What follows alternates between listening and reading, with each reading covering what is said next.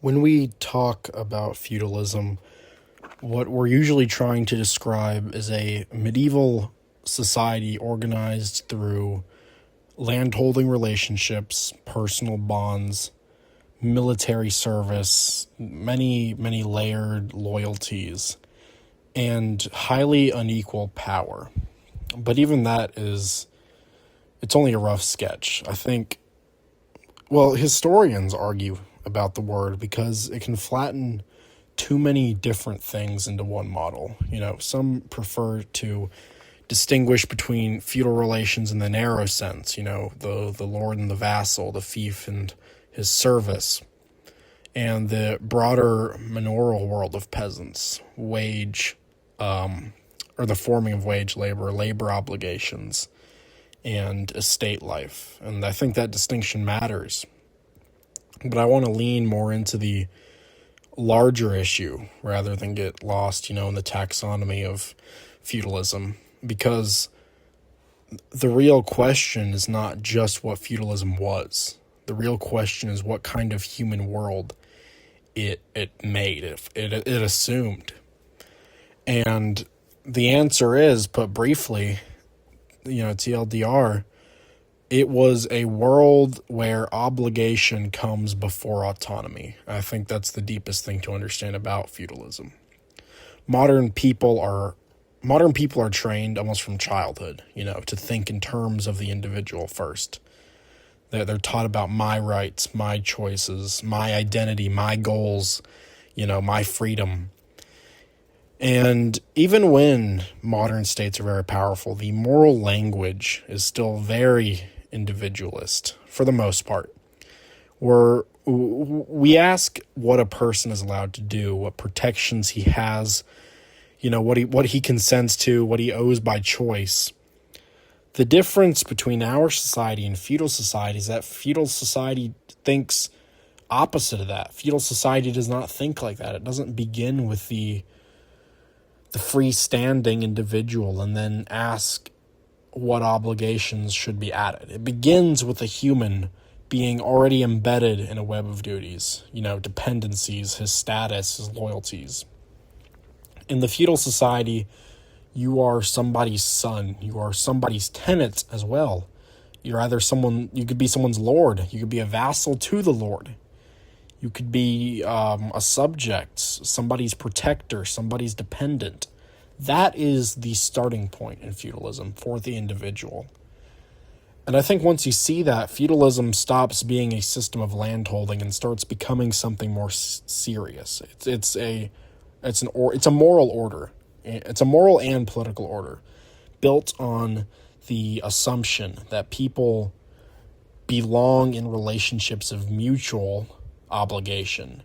Not necessarily unequal, but I think arguably mutual obligation.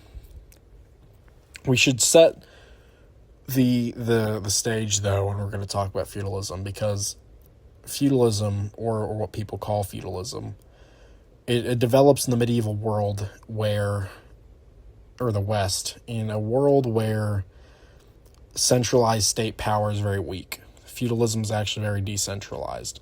The central state power is very limited compared to later monarchies. This is especially true, in the high or Middle Ages, in the early Middle Ages and the high Middle Ages, not so much, later on. And after the fragmentation of the Carolingian world and all that instability that followed, the local power mattered enormously. And at this point, you have all these kings. The kings may exist and the kingdoms may exist. But in practice, a lot of security, justice and political control is exercised locally. That means that, personal ties become crucial. If the state is not strong enough to protect everyone directly, then this power has to travel through relationships. And that is the basic environment in which feudal bonds make sense. A lord grants land or revenue. The vassal offers loyalty, counsel, and military service. The peasant works the land, and he owes his labor or his dues. and the manor becomes an economic and social unit. The castle becomes, not just a building, but it's a node of protection. It's a node of domination, of safety. And what keeps this world together is not necessarily abstract citizenship as we think of it today. It's obligation, often very personal, often unequal, often inherited, often backed by force, but still understood as morally real. And I think if we stop on that phrase, morally real, I think this is where a lot of modern interpretations of feudalism become too cynical and therefore too shallow. It is very easy to say, that, feudalism was just exploitation with nicer language. And obviously, there is exploitation here. There's exploitation in any system, I believe. And the hierarchy was real, the coercion was real in this system. The inequality was real. The lords had power, the peasants had fewer options, violence. It did kind of sit behind the whole structure, and nobody should romanticize that away or try and make that, something that it's not necessarily. But if you reduce feudal obligation to just mere exploitation, just raw exploitation, you miss why it lasted and why people took it seriously. Systems of power became durable not only by force, but by meaning itself. Feudal society wanted it survived because it gave people a framework in which duties felt, intelligible. It told them what they owed, what they could expect, where they stood. It told them, how order was supposed to work. I'm not saying that makes it just, but it makes it comprehensible. And history, in my view, history gets more interesting when you ask not only who benefited from a system, but how people inside of it understood the moral logic of it. And the lord-vassal relationship is a good way to look at this, because this is the core of feudal obligation, in the narrow sense at least. The vassal, he does homage to the lord. He swears his loyalty. There's the ceremony, the symbolism, the ritual, everything going on there, the oaths. The relationship between the lord and vassal is public. It's very solemn and personal. And it's not just a contract in the very, cold modern sense. It's not merely private affection either. It's a bond. And the bond has two sides. The vassal, he owes his service, loyalty, military support, and counsel. The lord owes protection. He owes maintenance, the recognition, and sometimes the grant of, a fief. And this is, looking at this is one of the most important things to stress when teaching feudalism, that the obligation is reciprocal, but I would still say not quite equal. But that is the shape of the whole system. And I think our modern minds often want one of two clean moral categories. Either two people are equal and mutually free, or one is simply dominating the other. And I think feudalism sits in a harder space than that. The lord is clearly above the vassal. The peasant is clearly below the lord. And yet the system still insists that the superior power bring obligation downward, not only upward. A lord it's not merely someone who receives service. He is supposed to protect. He is supposed to sustain the order. He is supposed to fulfill the role of lordship. That is who he is. He is a lord. And that is very important to medieval philosophy, that power is role-bound. And in theory, at least, authority is not just possession, it is a function. To be a lord is to occupy a place with duties, and to fail in those duties, it's morally disordered, if not just impractical. Now, of course, in practice, You have to look at how things actually go.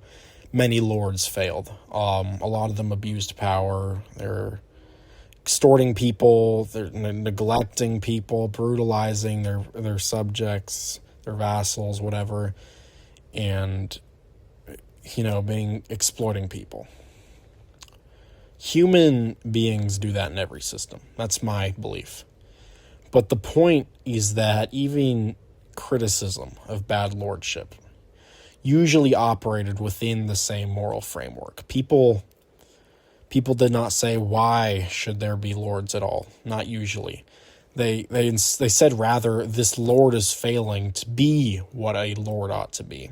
And that's a very different kind of political imagination than we think of now. And it tells you, it's telling you that feudal society thought less in terms of freedom versus domination and more in terms of rightful versus wrongful hierarchy.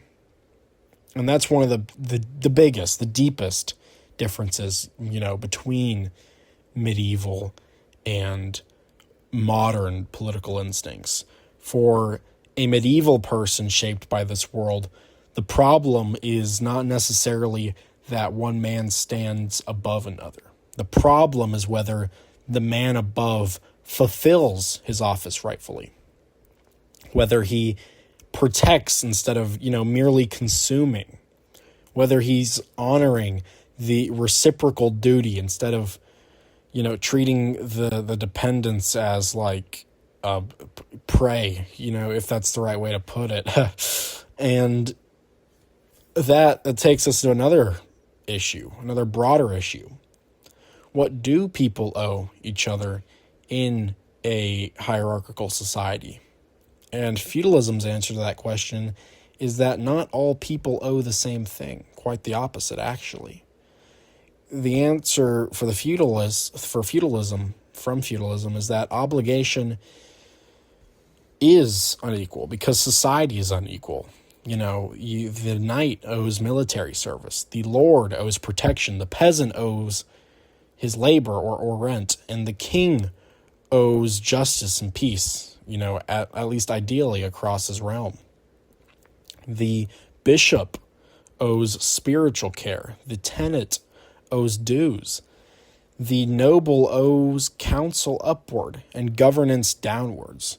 Society in the feudal world it's not imagined as flat.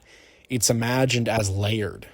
And this is, where feudalism starts to reveal a very old and powerful view on human life. That order comes not from eliminating inequality, but from making inequality legible and morally structured. That's the promise. The promise of feudalism is not equality. The promise of feudalism is order instead. That's what I have written here, at least. And you can see why this kind of world would feel stable, at least in theory. Everyone has a place. Everyone knows what is expected. The rights are usually bound to status. The duties are bound to status. Your identity is not invented internally. It's given. It's given to you. It's given socially. And in the modern mind, that can feel very suffocating. But in a way, does it not also feel solid? A person does not have to invent the whole meaning of his life. The structure is already there. And obviously that solidity or whatever, that solidness comes at a cost. In a status-based society, your place can trap you. The same order that is, giving you meaning, it's denying you mobility. All these obligations, the same obligations that create stability, can also, preserve the oppression there. And the peasant doesn't get to step outside the system because he has some sort of, philosophical awakening about liberty. He doesn't get to do that. The structure it's not there for his self-expression. It's there for continuity, really. And yet, even here, we should be careful not to flatten everything to one image of passive suffering. because peasants did negotiate. Peasants negotiated. They were, they resisted. They bargained. They did flee. They fled. They manipulated things. They appealed to tradition.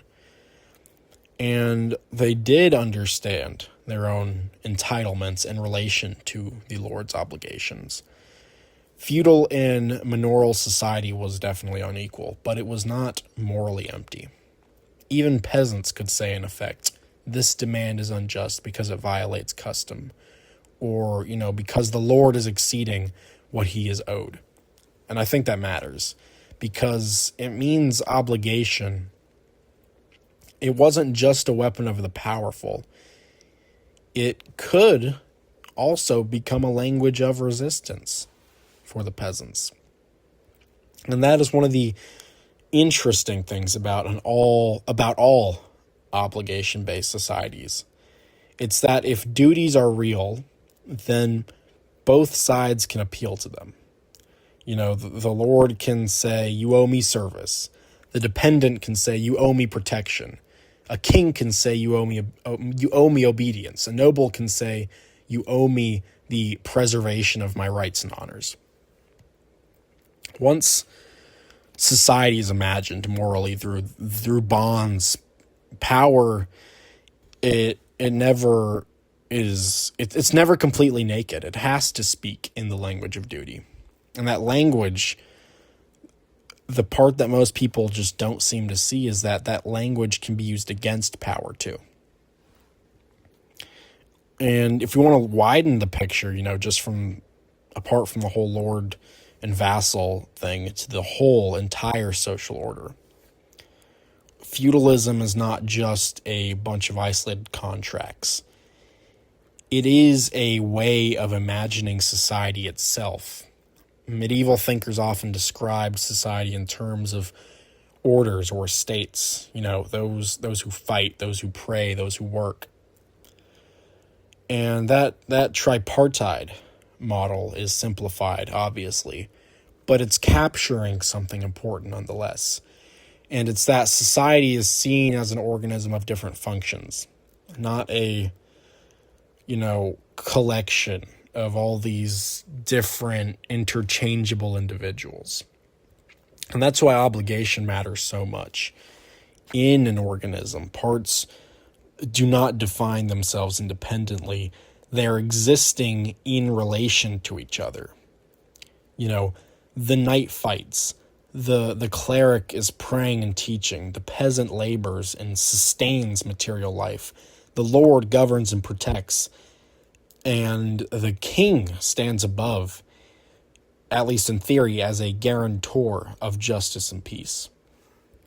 And this is obviously no, modern meritocracy. It's not a marketplace of free, equal individuals. It is a functional hierarchy. A person's role, it gives shape to his obligations in feudalism. Now, again, modern people are going to hear that, and the first thing you're going to think of immediately is unfairness, and they're not wrong. It is unfair in many obvious ways, but to stop there, I think, would just miss the challenge of feudalism, the challenge feudalism presents. It poses to modern assumptions, because feudalism asks a question that our modern liberal societies are not answering very well. And that is, if we strip away, the strong inherited obligations, what actually binds people together? And that's not a small question. People have been asking that for a long time. And modernity has its answers. It has law, consent, rights, contracts, the markets, citizenship, and, shared nationhood. And those are real answers. And I think some of those are very good answers. But feudal society is built on something older and thicker. It's a personal dependence, morally interpreted. It assumes that human beings are not primarily independent choosers. They are bound creatures. And social peace depends on honoring those bonds. Now, of course, there is a danger here too. Once dependence becomes naturalized. You have domination becomes a lot easier to justify. And if the hierarchy is treated as, very morally foundational, then power can claim inevitability. Exploitation can, cloak itself as a duty fulfilled. People can be told that suffering is simply their role. And that's one of the darkest potentials in feudal logic. It can treat inequality not necessarily as a problem to solve, but as a part of reality, as the grammar of reality. And that's why Christianity matters so much in the medieval setting, because what Christianity is doing is it reinforces and complicates the feudal obligation. It reinforces it because Christianity itself is comfortable with hierarchy and duty and obedience and, role-based ethics. Medieval Christianity, at least medieval Christianity, it's not preaching modern egalitarianism in, the social sense. It's not telling every peasant to overthrow the lordship in the name of equal rights. It's generally telling people to fulfill their station faithfully. But Christianity also complicates feudalism, because Christianity insists that all souls are equal before God. A king dies like a peasant. A lord sins like a serf. Power it's not erasing their judgment. A noble has duties of charity, justice, and mercy. A ruler can be condemned morally. Pride is a sin, whether committed, by a king or a peasant, whether in velvet or rags. That's important because it means that, feudal hierarchy is never absolute in the deepest sense. It is nested inside of a higher moral order, that the lord stands above the peasant socially. But both of them stand under God. That introduces a limit into the feudal system. Not always an effective one politically, but I would say a real one morally. And that is one reason, medieval criticism of power often takes a moral rather than a revolutionary form. The complaint is not usually that hierarchy exists at all. The complaint of feudalism is that hierarchy has become unjust, greedy, cowardly, violent, sacrilegious, dishonorable.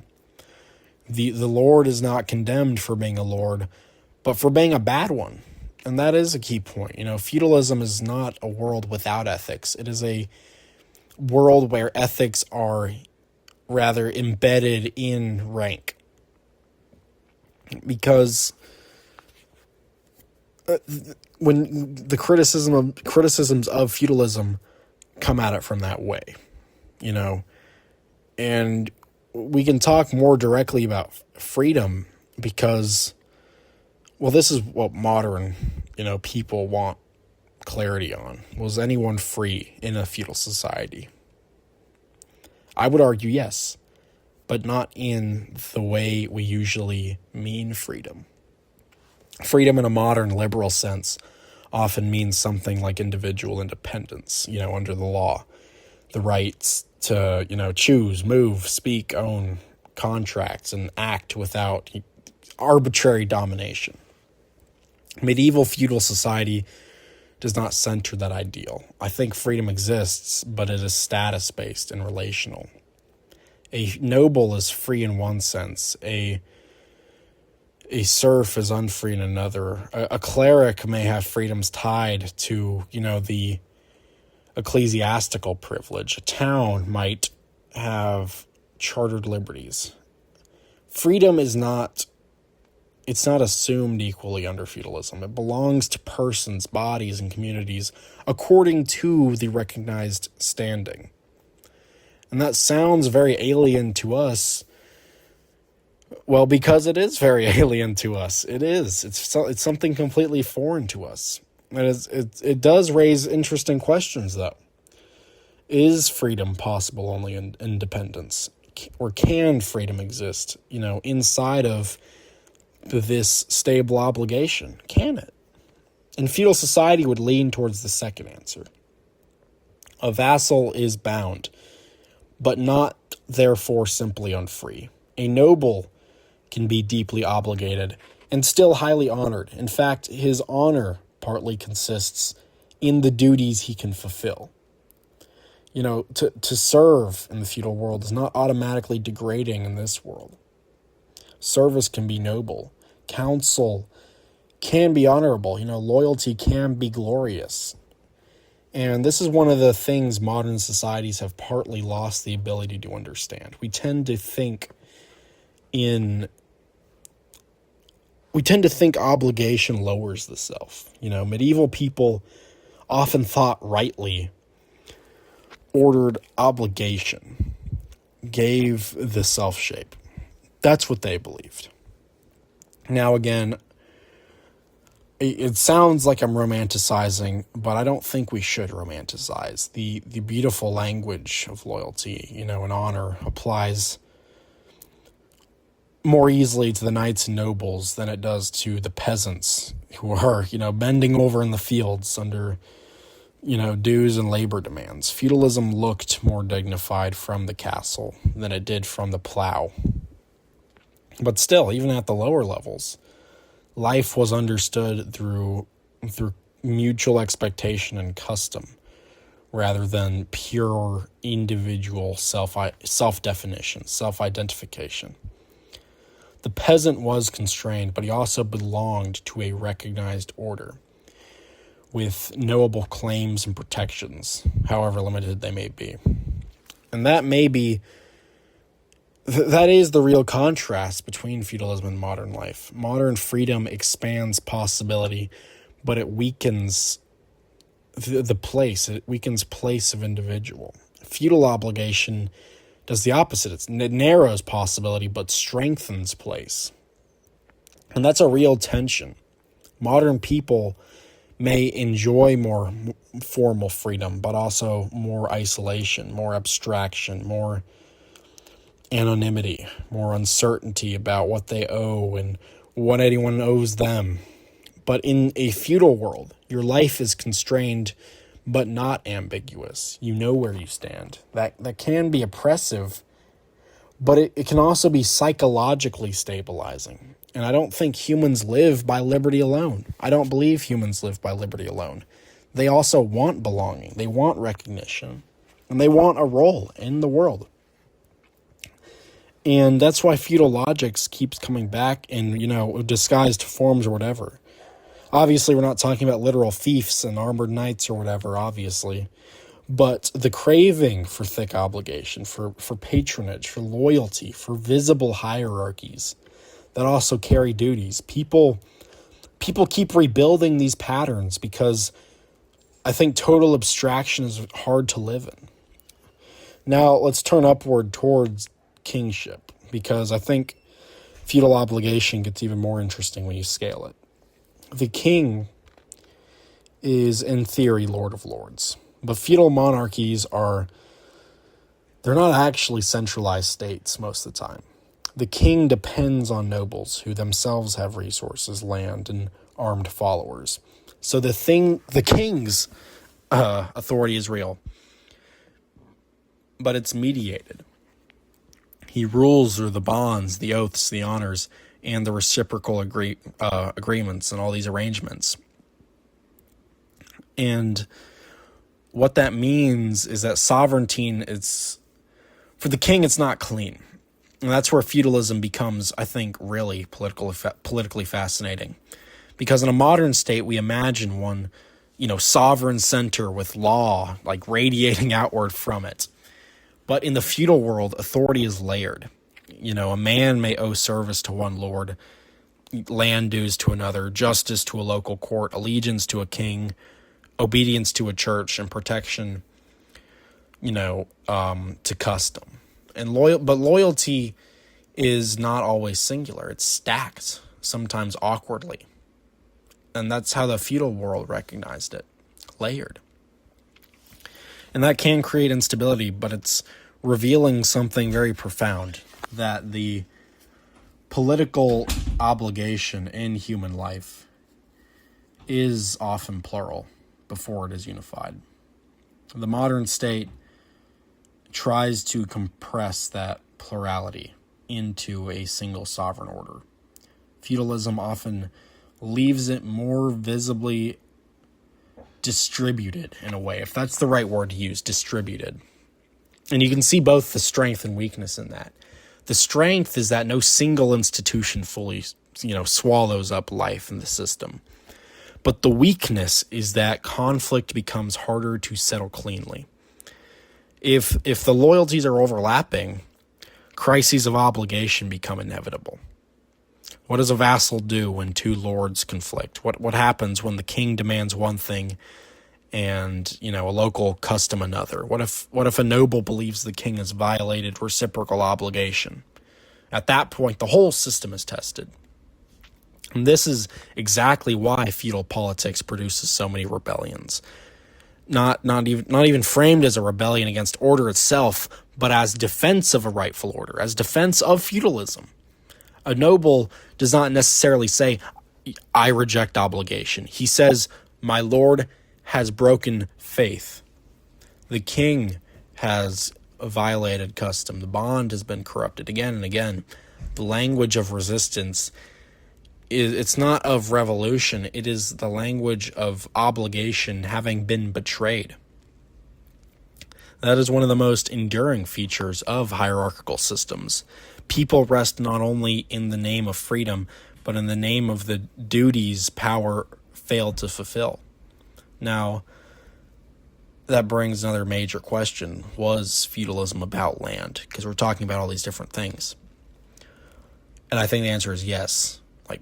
But not just... land is not just material. Land it's something political. It's social, it's symbolic, and moral. To hold land is to hold authority over people. Revenue, labor, status, and even sometimes military obligation. Land is the medium through which the social order itself becomes, solid, concrete. A fief, it's not just property. It's a structured relation that binds men through this economic substance, which I find fascinating. And that matters because feudalism reminds us that obligation, it becomes durable when it is materially anchored. Oaths alone are very fragile. Oaths tied to land, inheritance, livelihood, and social standing become much stronger. The whole order hardens. And that's why feudalism is not just an ideology. I think it's a lived structure. Whether it be a manor, pronouncing it as the name of a local city, a manor, a fief, a castle, a harvest, a right to mill grain, a duty to serve on horseback as a knight. They're not abstractions. They are the everyday machinery of dependence. And what is so striking philosophically is that all of this turns material life into more of a relation.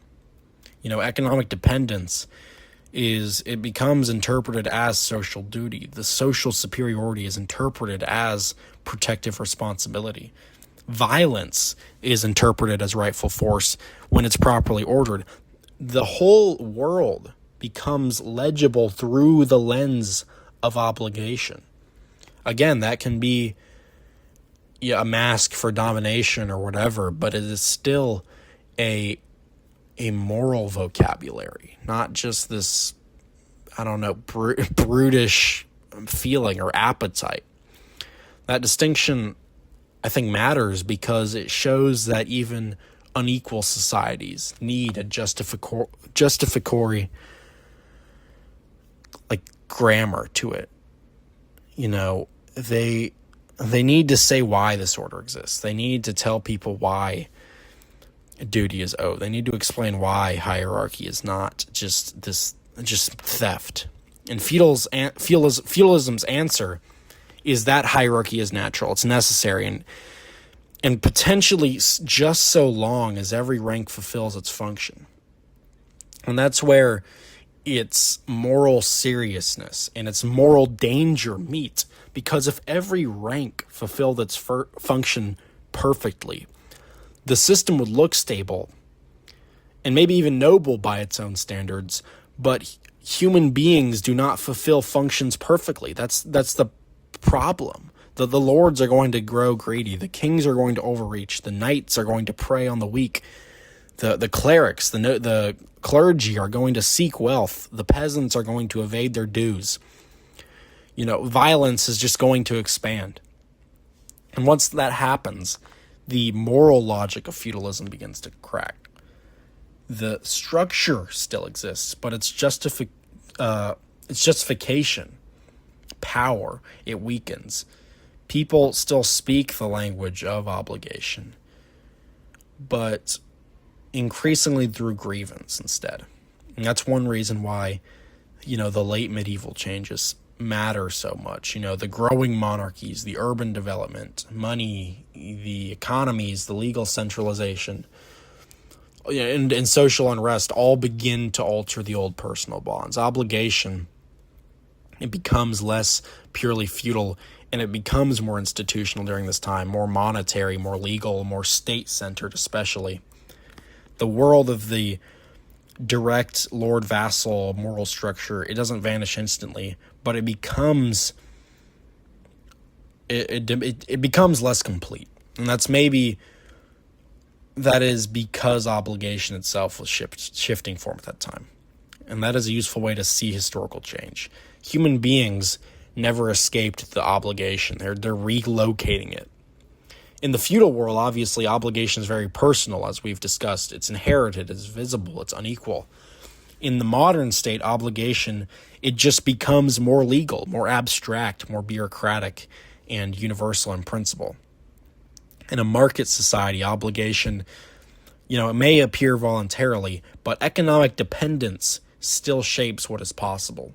So feudalism, what we can learn from feudalism is that it's not dead. It is one answer to a permanent human problem. And that is, how do we bind people together in a world of unequal power and mutual need? Feudalism's answer is hierarchy, loyalty, land, and reciprocal duty. Modernity's answer is different, but not necessarily simpler or morally clearer in every respect. And that's why feudalism remains worth thinking about, not necessarily because we should want it back, obviously, but because it exposes things that modern societies prefer not to admit.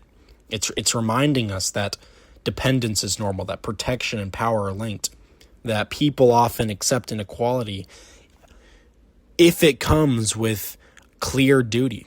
It's reminding us that social order is always moralized somehow, that freedom without belonging can feel very thin, and that, hierarchy without responsibility becomes predation.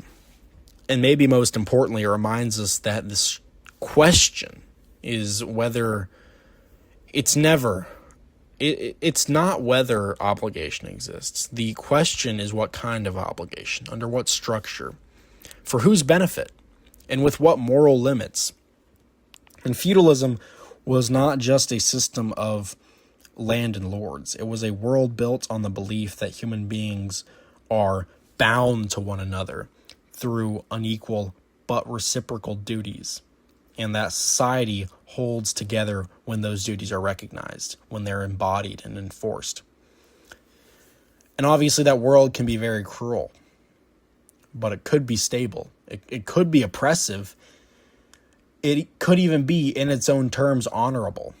But it was never truly neutral. It made a claim about what human life is. It said that people do not begin alone. They begin obligated. And that is a strong enough claim that history has never fully escaped it.